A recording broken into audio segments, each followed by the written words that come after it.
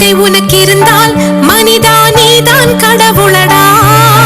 நல்லதை நீ செய்தால் உன்னை உலகம் வணங்குமடா. பிறப்பது ஒரு முறைதான் மனிதா, நினைத்ததை நடத்திடடா. இறப்பது விடுமுறைதான், நீ இங்கு அதற்குள்